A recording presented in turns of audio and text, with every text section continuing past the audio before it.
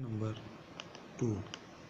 Transformer uses to light a 100 watt and 110 volt lamp from 220 volt mains.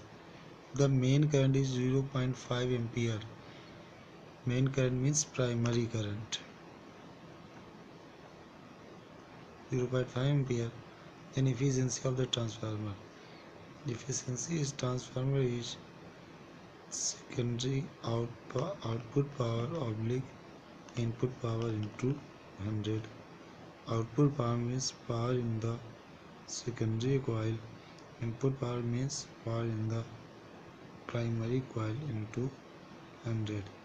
Efficiency is equal to secondary coil power means output power. This is 100 watt and input voltage is 220 volt and input current 0.5 into 100.